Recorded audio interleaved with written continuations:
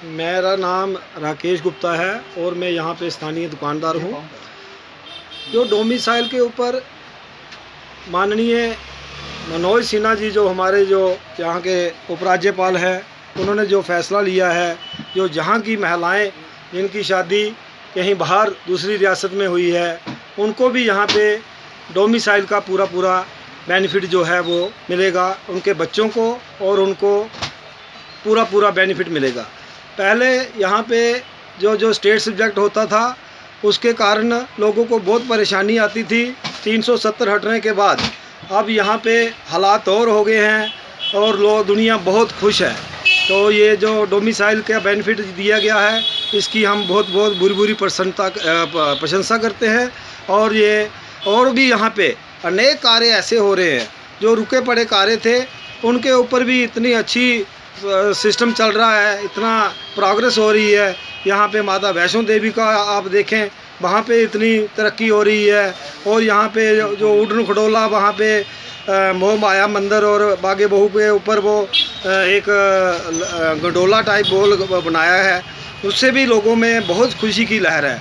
आने वाले दिनों में हम और उम्मीद करते हैं कि हमारे जो उपराज्यपाल हैं, ये हमारी यहाँ की रियासत की काया को पलट करेंगे और हमारे जम्मू कश्मीर का जो नक्शा जो है वो दुनिया में सबसे ऊपर रहेगा। जय हिंद, जय भारत।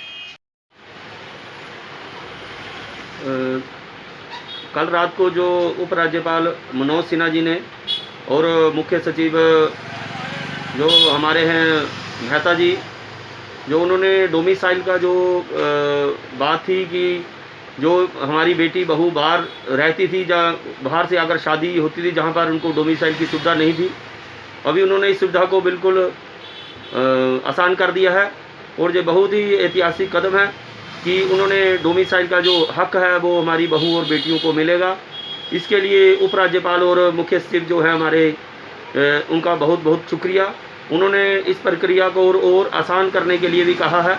तो इससे हमारे लोगों को बहुत बेनिफिट होगा, बहुत फ़ायदा होगा कि जो कई बार संपत्ति का अधिकार नहीं मिलता था, उन बहू और बेटियों को संपत्ति का अधिकार भी मिलेगा। इसके लिए जिन्होंने बहुत एक सराहनीय कार्य किया है, इसके लिए एलजी साहब और मुख्य सचिव का बहुत धन्यवाद।